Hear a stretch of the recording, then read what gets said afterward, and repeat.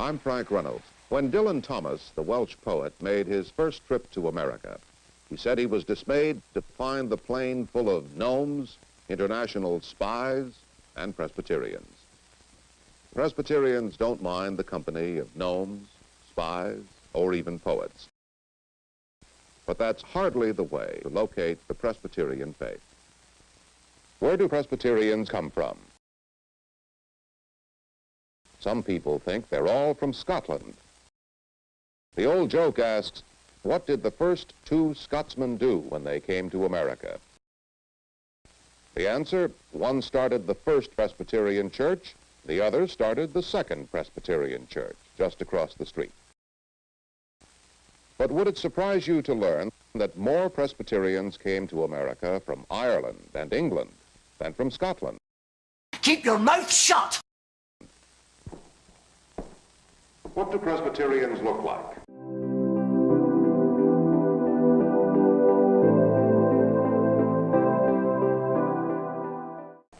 Some people regard them as middle-class capitalists with a worship so cold you could skate down the aisle. Others say the church programs remind them of a lunatic asylum on fire. In fact, neither description is accurate. To touch the uniqueness of a Presbyterian, might as well start with the theological father, John Calvin. What did he think a Presbyterian was? Calvin was a French lawyer and an admirer of Martin Luther. If Luther was the heart of the Reformation, then Calvin was its mind. Both men were afire with the same ideas: the priesthood of all believers, the authority of the Bible, the purity of the church, and above all, justification by grace through faith. Grace means that God demands from us what only God, working through us, can achieve. Since this is the core of Christianity, the Reformers did not feel they were creating a new church, but reforming the old one. Most histories present only a toy Calvin, a tiny fragment of a towering and many-sided personality. At 27, he published the Institutes of the Christian Religion, which overnight became a think piece for Baptists, Anglicans, and Congregationalists. He was never ordained, but his academy trained great numbers of clergy from all over Europe. He was richly born and a friend of nobles, but his work hastened the rise of democracy. Here in Geneva, Calvin perfected a church government of laymen and ministers called presbyters, from the Greek word for elder. Despite criticisms, Calvin retained a lively wit. According to one story, a heckler asked him, "If you know so much, tell us what God was doing before he created the earth." Calvin replied, he was making hell for over-curious men. Thanks to Calvin, the Presbyterian Church is composed in equal parts of ardor and order. That is, ardor for things of the Spirit and order for the things of society. That's the tension of the Calvinistic life.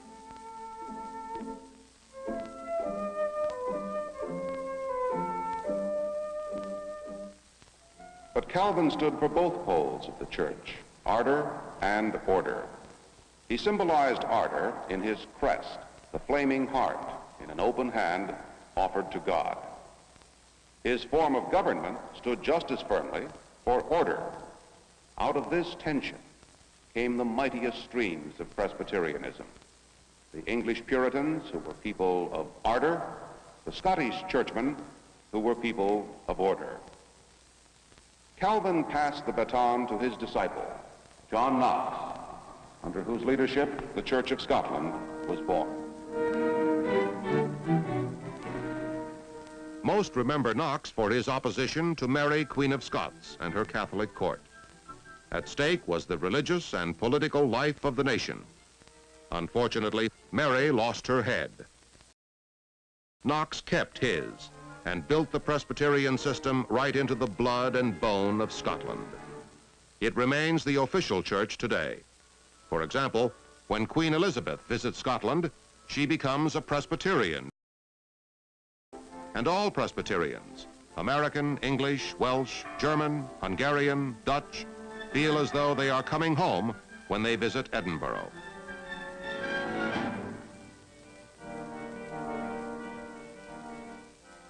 One great event for Presbyterians was the emigration of Scotsmen to Northern Ireland. Persecuted for their faith, they poured over to Ulster by the thousands and set up strong centers of Presbyterianism.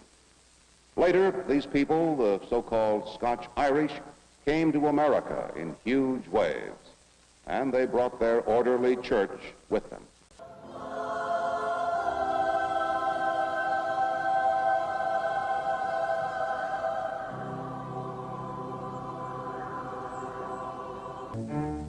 Neither English nor Scottish were the first Presbyterians to hit the shores of America, however. That honor belonged to the French reformers, often called Huguenots, who came to St. Augustine in 1562 with a Master Robin, their preacher. Robin and his parishioners might have had second thoughts about this honor because the Spanish wiped them out to a man. During that same period, 30,000 of these Calvinists were killed in the St. Bartholomew massacre.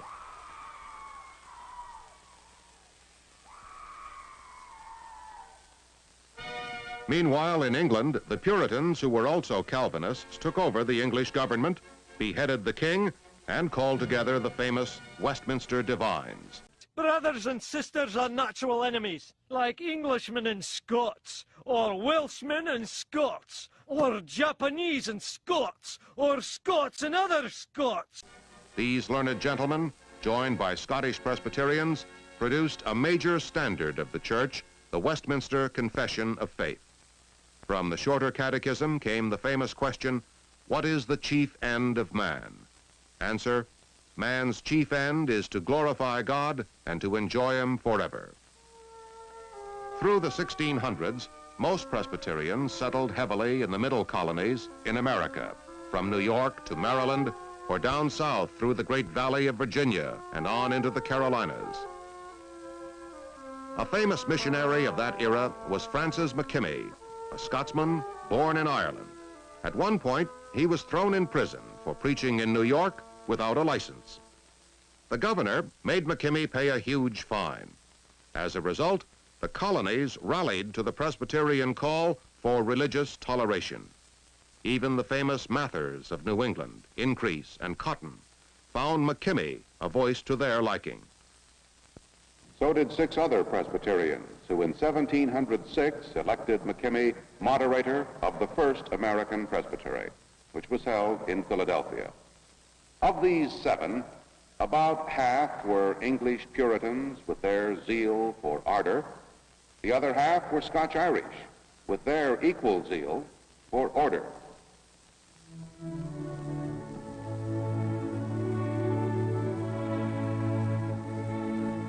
By 1717, the little presbytery had grown to 4 in Maryland, Delaware, Pennsylvania, and New York, and the collection of presbyteries became the first synod. This period from 1717 to 1776 was a fabulous one for both education and evangelism. The Log College of William Tennant educated able ministers, and its graduates started a tradition of building colleges side by side with churches. Its influence contributed to the forming of the institution that later became Princeton University. Today, the Presbyterian Church can look back to a host of colleges and seminaries founded by missionaries. This great awakening was more than a revival, it was a national seizure. Leading the way was young Jonathan Edwards, one of the ablest theologians America has ever produced. He insisted that 2 things were necessary parts of conversion. 1, the affections of the heart had to be powerfully moved. And 2, the daily actions of the Christian had to be reflections of Christ. Again, ardor and order. The Revolutionary War record of the Presbyterian Church was dazzling. By that time, neither New England's Congregationists nor the Scotch-Irish had much use for the crown.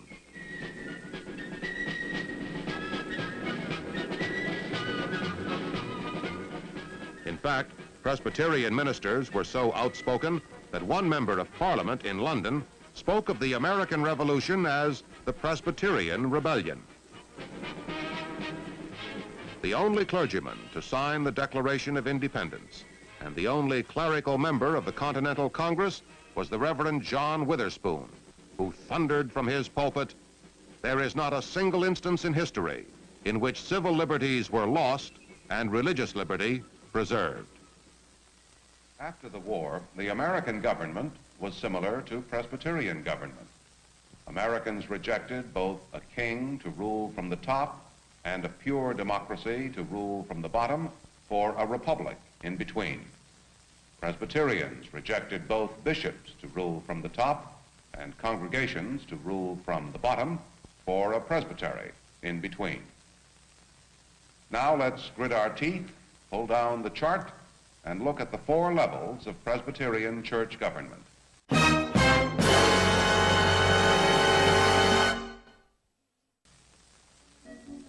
First, the local congregation, which is the real authority in the church.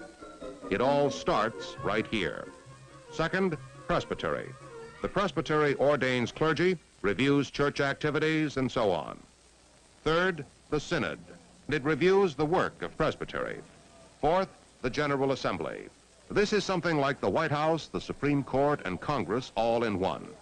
Its pronouncements on social affairs, war, poverty, race, etc., are not binding on congregations, but carry great weight.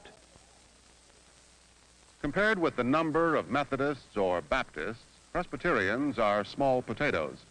But right after the American Revolution, the Presbyterian Church was one of the 4 largest and the most evenly distributed church in America. That was not to last long for 2 reasons. First, the Presbyterians, unlike the Methodists or the Baptists, were unwilling to send uneducated men to the western frontiers of Tennessee, Kentucky, and the Mississippi Valley. People were crying for a few gospel crumbs of bread, but Presbyterians in the East said, "Wait for the whole loaf or starve." Naturally, the settlers joined churches that gave them the gospel, with or without a seminary degree. Whole congregations of Presbyterians became Methodists, Baptists, Cumberland Presbyterians, or joined other denominations. And there were individual missionaries of extraordinary power. One was a man named Worcester, who stood by the Cherokees during their pitiful fight for their homes and their subsequent dispossession. Worcester, who translated the Bible into Sequoia and edited a Cherokee journal, was imprisoned as a troublemaker by the state of Georgia. Worcester's case went to the Supreme Court, where Chief Justice Marshall sent back a ruling in his favor. The governor of Georgia replied to Marshall, "If you want Worcester, come and get him." Finally freed, he went on the 1,000-mile Trail of Tears and ministered to the Cherokees in Oklahoma for the rest of his life. Like most periods in church history, the time from 1800 to 1860 was filled with noisy issues and quiet ones. The Benevolent Empire, so called because private individuals across church lines began crusading and organizing for moral reform and against intemperance, slavery, and war. Then there were foreign missions. Up to this time, America had been a mission field itself for Europe, especially England or Scotland. Now the American Board, formed mostly with Congregationalists and Presbyterians, sent its first missionaries to India, men and women named Judson, Rice, Newell, Holt, and Hall. And the final quiet issue, home missions. Again, Congregationalists and Presbyterians led the way by starting the American Home Missionary Society, which sent money and ministers to churches all over the South and West. Paid only a pittance, missionaries like Hall and Chapman planted churches and schools in Ohio, the Indiana and Illinois territories, and throughout the Mississippi Valley. By 1835, Dr. Marcus Whitman, a New York physician, had reached Oregon. his wife and those of other missionaries being the first white women to cross the Rockies. These were the quiet issues: union, missions, education. But the noisy ones got all the attention. First, there was the split in the church between the new ways and the old ways. This time, it was ardor versus order. The leaders of the ardent wing wanted to evangelize the frontiers and change anything that got in the way of their mission. But the leaders of the orderly wing disliked the evangelical spirit because it got in the way of sound theology. They wanted to change nothing. Things got so hot, the church burst its seams, and for years there were two Presbyterian denominations. That was bad enough. But the worst was yet to come: slavery.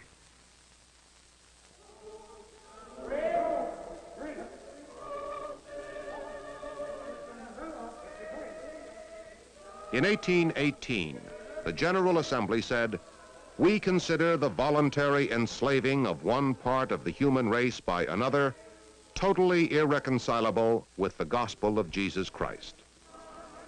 Unfortunately, the cotton gin spoke louder than Christ, and Presbyterians said in 1836, resolved that this whole subject be indefinitely postponed. But it would not go away, and soon Presbyterians, like other Christians, were killing each other in the Civil War.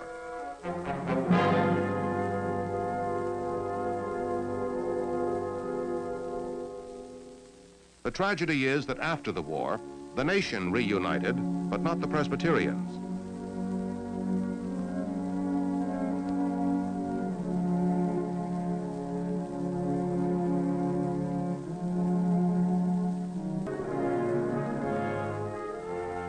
There were other large Presbyterian bodies, such as the descendants of Scottish Covenanters and Seceders, who merged their splendid heritages in the United Presbyterian Church of North America in 1858.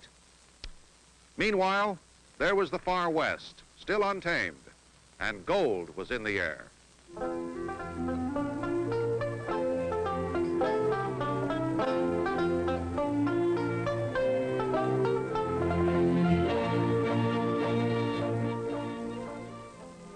Back east, the United States was growing into a nation of cities overnight.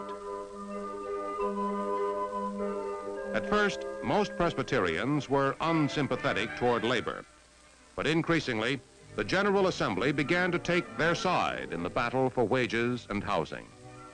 It was here at New York's Labor Temple that Presbyterians became the helpers of the helpless. Neighborhood houses, many starting in Chicago, spread into every city. By 1900, national agencies had sprung up to combat poverty, war, and alcoholism. Meanwhile, both home and foreign missions were gathering steam. When the railroad spike of gold was pounded into the intercontinental hookup, Sheldon Jackson and his band of national missionaries spread westward, planting churches and building schools, especially schools for Indians and hospitals for all. One of the great missions was to the Chinese in California. Leading the way was a woman, Donaldina Cameron, who rescued Chinese girls from white slavers and established the Great Cameron House. Amanda McFarland served first in New Mexico, then in Alaska, where she founded what became Jackson College. In 1870, the Women's Foreign Mission Society was formed.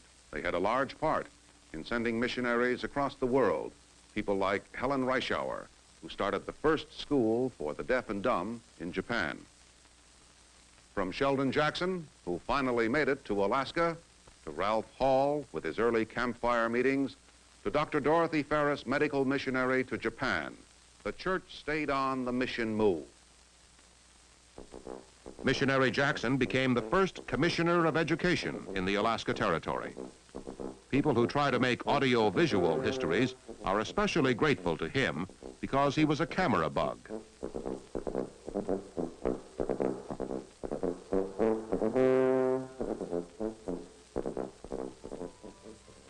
Overseas, the church sent missionaries to 21 countries and areas of the world, largely in the Cameroon, Brazil, Cuba, India, Iran, Japan, Korea, Mexico, Pakistan, Syria, and the Philippines.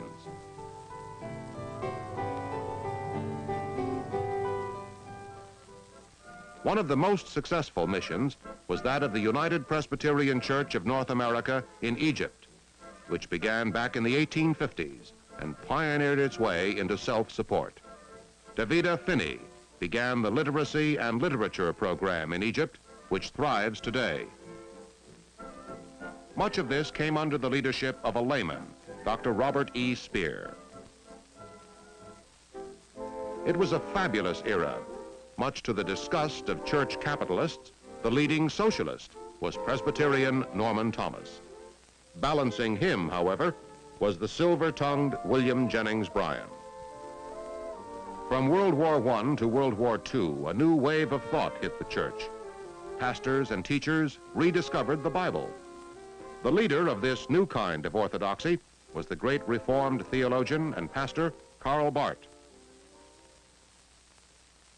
Meanwhile, between the wars and despite depression, Presbyterians continued to plant churches, schools, and hospitals. The ecumenical movement surged strong and wide as Christians made common cause with all their brothers around the world. The idea was simple. You can't be a good Presbyterian, or Methodist, or Catholic locally unless you are also a good Christian internationally. From World War II till the 1970s, Presbyterians hustled into every area of national and international life. At home, the mission stretched from rural Appalachia to southwestern health and welfare units. From ministry among and with blacks in the rural South to side-by-side brotherhood with minorities in the inner cities. From hundreds of new churches in suburbia to a new program of keeping the churches alive in the ghetto. From community organizations to drug clinics and legal aids for the poor and the crippled. Some of our films from that period in the 50s show united Presbyterian concern for the have-nots. Any old trouble.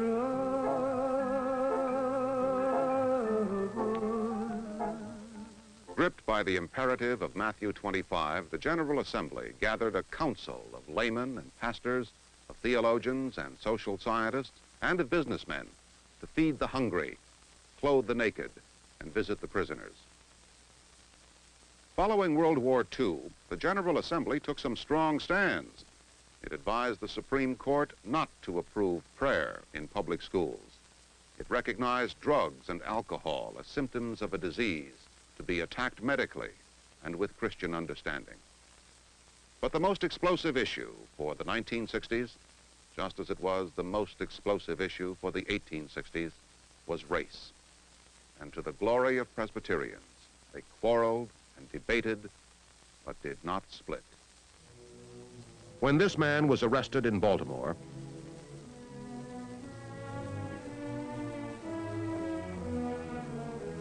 and this man marched in Selma and witnessed on the scene in Mississippi, some cried that clergy should stay out of politics.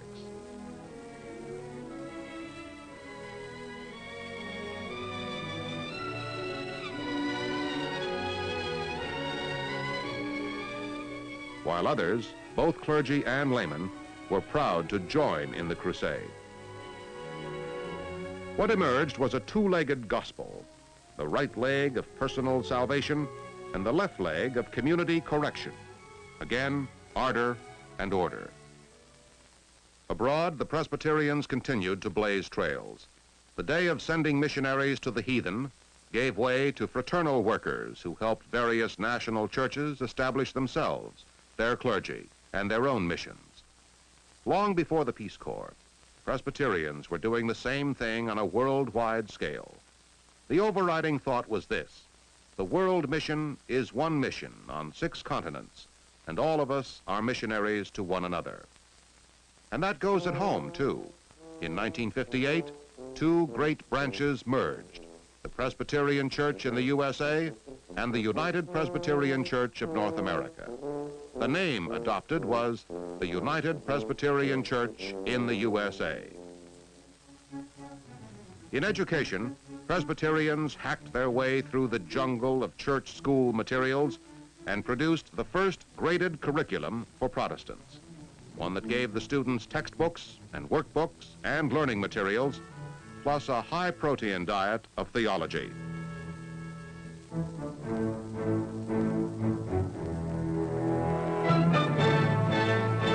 This is 11 Alive News at 6. Good evening. Mary Rose Taylor has the night off. I'm Andrea Nissen. And I'm John Pruitt. A new nationwide Presbyterian church was born today in Atlanta as Northern and Southern Presbyterians reunited after 122 years of separation. Religion reporter Neil Craig was there for the creation of the Presbyterian Church USA. Must have been quite a ceremony, Neil. It really was, John. It was not as emotional as a lot of people thought it would be, because after 122 years, the Southern folks especially, we thought might have a few tears of sadness and of joy, but they took it well, and it went as everybody expected it to. The two separate church bodies, of course, have been meeting all week at the World Congress Center. After the reunion was made official, thousands of Presbyterians marched through the streets in a joy-filled spirit of celebration. With bagpipers in the lead depicting Presbyterian Scottish heritage, church members from north and south, east and west filled the streets from the Congress Center to City Hall. It was one of Atlanta's biggest street marches in decades. The vote ending the Presbyterians' own version of the Civil War came, as expected, about 2 o'clock. The item before us is the categorical question on ratifying reunion as voted by the last General Assembly and the presbyteries.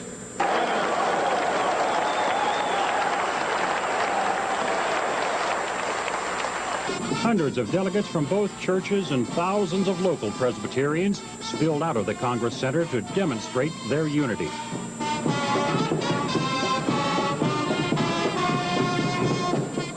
Despite the overall spirit of unity, there was a small counter-demonstration that few in the huge crowd probably even saw. Be ye separate!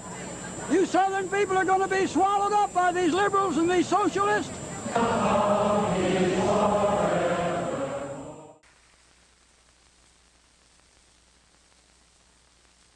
Standing here before some of the great figures in Presbyterian history, we see a chest of memories inhabited by people very much like us. The little church of ardor and order made its way from Europe to America, fought a revolution, sent missions to the frontiers, split during the Civil War, was buffeted by every storm of controversy, and yet managed to survive as one thread in the rich tapestry of religion in America. At its best and at its worst, the Presbyterian tribe is the many faces of the past, its buildings, worship, and writings. But it is also the living present, where the church borrows glory and value from the living Lord to serve an aching world.